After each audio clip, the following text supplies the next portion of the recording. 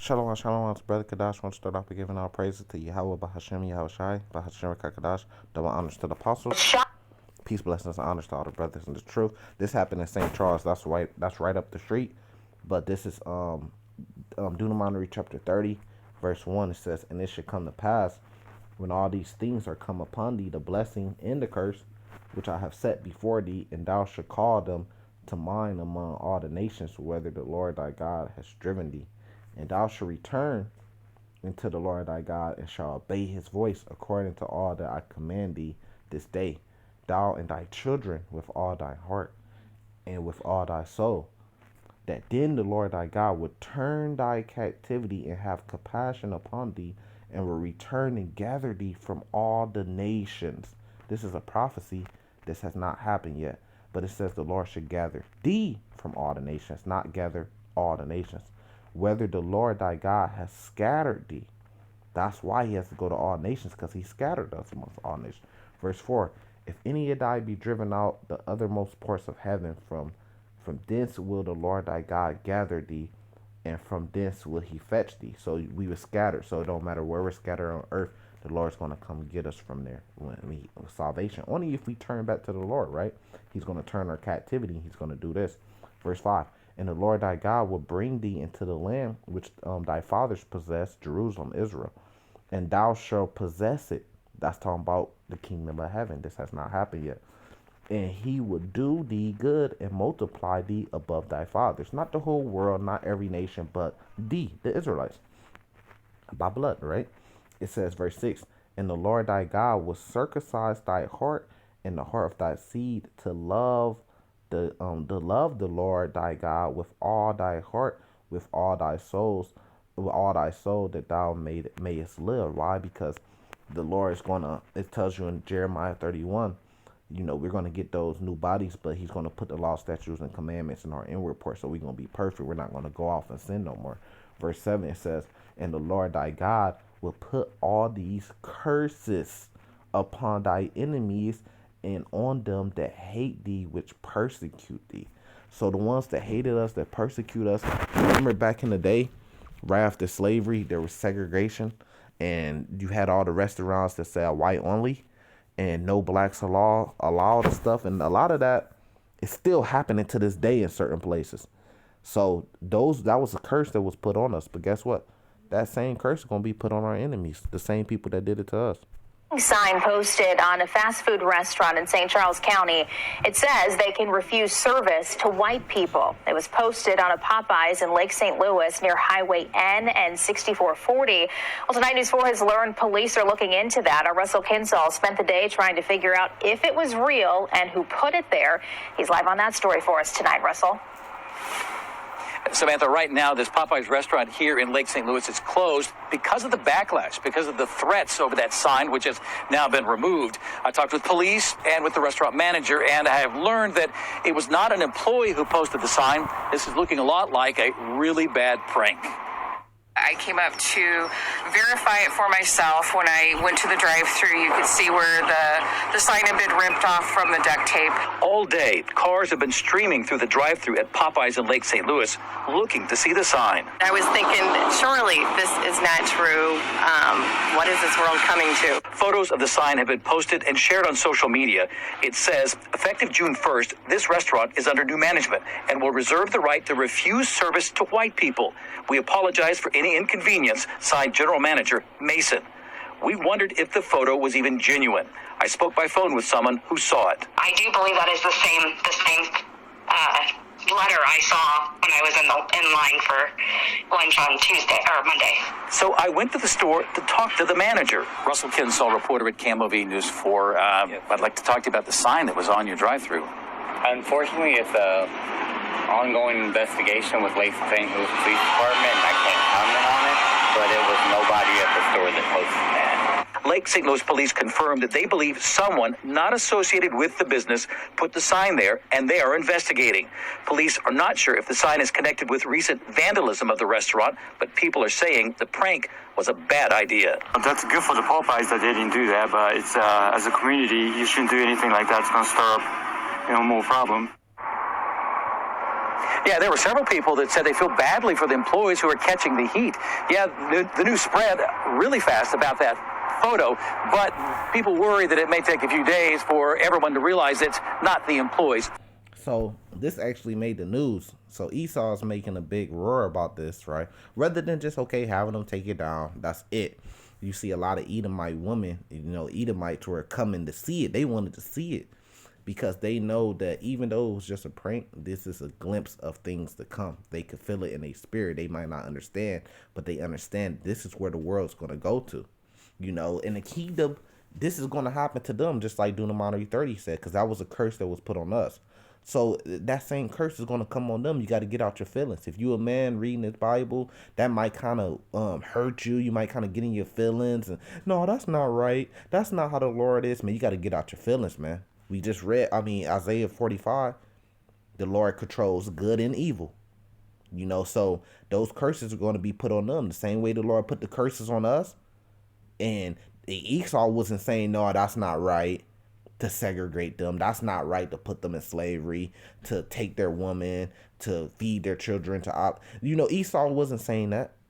So you got to get out your feelings, man, and stop being soft. The Lord is a man of war. So just like we read in Deuteronomy 30, the Lord going to put those same curses on our enemy that he put on us. This is Isaiah 14, like I was saying, in the kingdom, they're not going to have the policies, the access to. You're not going to have an Edomite casually walking in the same, even if we have restaurants or whatever we're doing in the kingdom, right? The policies that we have and stuff like, you're not going to have an Edomite just randomly walking through and sit down next to you and start eating. If we got a shopping center somewhere and all the Israelites are at this shopping center, you're not going to have Edomites just casually walking in there and just, coming to be and stand behind you in line if we have to. You know what I'm trying to say, but they're not going to inherit the kingdom with us. So that's segregation right there. That's proof. This is Isaiah 14, verse 1. It says, for the Lord will have mercy on Jacob and yet choose Israel and set them in their own land. What is that? Isn't that segregation?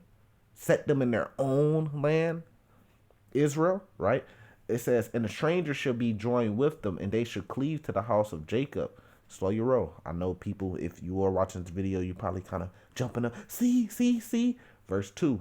And those strangers are Israelites. But this is verse 2. It says, and the people should take them and bring them to their place. And the house of Israel shall possess them in the land of the Lord for service and handmaids. So how can you have both things true at the same time? If you get out your feelings and you just go back into history, when Esau was over us and when he had us in slavery, we were there just like the Edomites are going to be there at our kingdom. But we weren't, but we were segregated. We didn't have the glory. We didn't have the inheritance. We didn't have the power. Just like if you go back to slavery days, Esau, we were there. We was on the slave fields, living in the slave quarters. But guess what? Esau had the big mansion. He had the big slave house, the plantation. That was for him and his people to live. So it's the same thing in the kingdom. Because, man, I had a dude, man, and you could tell that he just had so many ties to the world. That's what was blinding him and still blinding him to this day. He knew that he was an Israelite. They believe that the Vatican City is Mystery Babylon. His eyes just ain't open. And I must have posted something, and he came on there. And he was like, so which one is it? You said that they're not going to be in the kingdom, but they're going to be there in the kingdom to be servants and slaves. Well, just look at history. It's the same thing. Kingdom is twofold. Kingdom is talking about the actual city as the kingdom, the land, and kingdom as meaning having power over the world is our kingdom. So, yeah, they're going to be there, but they're going to be, like Isaiah 14 verse 2 says, and the house of Israel shall possess them in the land of the Lord for servants and handmaids. But when you go to Revelation 21 and it's talking about the 12 gates, they can't go through those 12 gates. So you have to you have to have the eyes. The Lord have to open your eyes to see these. It says, and they should take them captives who captives they were, and they should rule over their oppressors. So there's going to be a different. We're going to rule over our oppressors, the ones that oppressed us, which is the man on your screen and his people, the Edomites. We're going to take captive who took us captive. It's just that simple. Look, another precept, if you go down to Revelation chapter 13, Verse 9, if any man have an ear, let him hear. He that leadeth into captivity should go in captivity. Didn't they lead us into captivity? So are they going to go into captivity?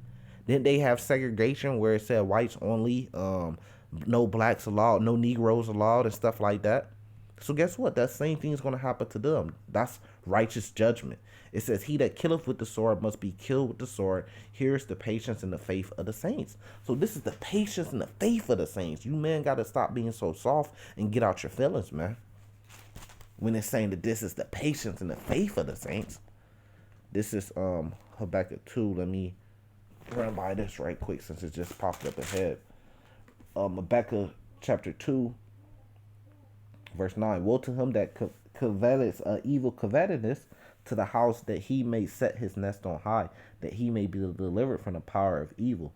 Thou hast consulted shame to thy house by cutting off many people, and hast sinned against thy soul. Won't we cut off from our true heritage, our true history? Won't we cut off as a people? We call ourselves black African Americans today. We don't know our true history. We were cut off. Verse 11. For the stone should cry out the wall. We're crying out the wall right now. The beam out the timber shall answer it. Woe to him that buildeth a town with blood and establish a city with iniquity. So how was America built? With blood and established with iniquity. So when you go back to those Jim Crow laws and that time and segregation and all that stuff, these things were happening. So woe to him that did those things. So he has a punishment. He has a judgment coming. Even if you don't think they're the Edomites, we know for a fact with history what their people did. So they still have a judgment coming. Even if you say they're not the Edomites, they still have a judgment for what they did. Period. There's no way around that. Back in Revelations 21, just to prove the point even more, man. Revelation chapter 21, I'll just jump to verse 12. It says in verse 11, having the glory of God, and her light was likened to the stone of most precious, even jasper stone, clear as crystal, and had a wall great and high and 12 gates. So why is the kingdom having 12 gates? Now you remember in Ezekiel's vision, what chapter tells you about that? I think it's a couple chapters, like Ezekiel 45 or something like that. Here, Ezekiel 40 to Ezekiel 44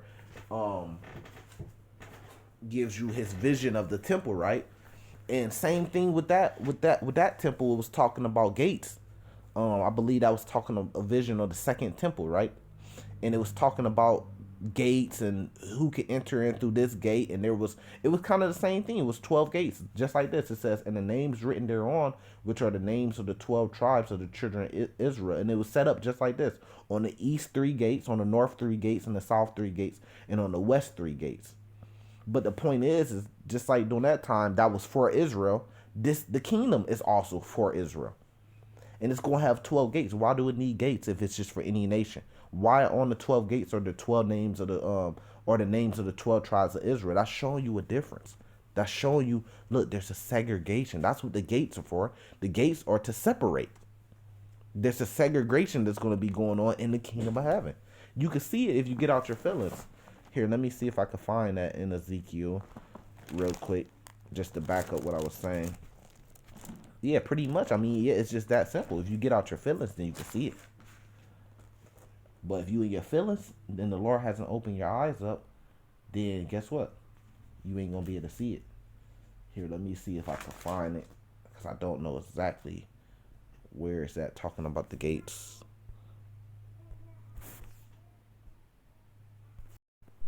This is what I could find on it. This is Ezekiel chapter 40. It's talking about the porch of the gate. Verse 7, it says, and every little chamber was 1 reed long and 1 reed broad, and between the little chambers were 5 cubits, and thresholds of the gate by the porch of the gate within which 1 reed. Ezekiel 40, verse 8, he measured also the porch of the gate within 1 reed. Then measured he the porch of the gate 8 cubits, and posts thereof 2 cubits, and the porch of the gate was inward, and the little chambers of the gate eastward were 3 on this side. So it's little chambers, which are like gates, kind of like, it's just barriers. which 3 on this side and 3 on that side, and they were 3 were on one measure, and the posts had one measure on this side on that side. I don't think I found exactly what I was talking about, but it just goes to show you, look, there's gates. Pretty much was the point. And just like in the Revelation chapter 21 verse 12, there's gates 3 on each side for the children of Israel. So that shows you a segregation, a separation right there. Now, returning back to Revelations 21, because I had a little bit more meat left on that bone. If you jump down to, then it goes through this great city, right? But then if you jump down to verse 24, it says, and the nations of them which are saved shall walk in the light of it. Talking about the Israelites. Those are the nations. Because remember, each tribe is like a nation. And we're going to come from out of all nations on the earth where we've been scattered, going back to Deuteronomy chapter 30. It says, and the kings of the earth do bring their glory and their honor into it. It says, and the gates of it should not be shut at all by day, for there should be no night there. It says, and they shall bring the glory and the honor of the nations into it. So the nations, anything they have a glory or honor, they're going to have to bring to our gates to give to us. But guess what? What does a gate do? A gate could be open or a gate could be closed. So the gate is there for a reason, to be closed, and the gate is there to be open, but the gate is there to separate, but the gate is there to be open so the nations could bring their glory and their honor and give to us. You know, so even if you jump back to this great precept that just came to mind too, Revelation chapter 11, just to kind of edify you on what I'm saying, to give you more insight. This is Revelation chapter 11. Verse 1, it says, and there was given me a reed like unto a rod, and the angel stood, saying, rise and measure the temple of God, and the altar, and them that worship therein. But the court which is without the temple leave out. So leave out the court, right? So it says, them that worship therein. So there's a such thing as them that's worshiping in the temple, which is the Lord. You measure that. But it says the court which is without the temple, leave out and measure it not. So you don't measure that, for it is given into the Gentiles, and the holy city should be tread underfoot 40 and 2 months. So what does that mean? If you're a Christian, you Catholic, you think everybody can be saved. What does Revelations 11, 1 and 2 means? It says, for it is given into the Gentiles, measure it not. So it's showing you what? A difference, a separation, a segregation. You know, so you think that if we're going to be in the kingdom and the Edomites are going to be eating at the same stores that we're eating at? No. I mean, it just does say the Bible. When you get out your feelings, you can see it. Now, jumping back, this is my last and final precept. This is Isaiah chapter 60, going back to give you more edification on the gates. Isaiah chapter 60 verse 11, therefore thy gates shall be open continually. So they're going to be open continually. If I said that they were going to be closed, but I was saying that gates are made to be open and closed, but they're really just made to be a separation, to separate things. It says, they shall not be shut day nor night, that man may bring into thee the forces of the Gentiles, and that their kings may be brought. So it's the same thing that's in Revelation 21. Our gates are going to be open, but there is going to be a separation, but they're going to bring into us the forces of the Gentiles. Verse 12, it says, for the nation and kingdom that will not serve thee, so they have no choice, because the nation and kingdom that will not serve thee shall perish. Yeah, those nations shall utterly be wasted. So those nations shall perish. They should utterly be wasted. They don't have no choice. What is that called?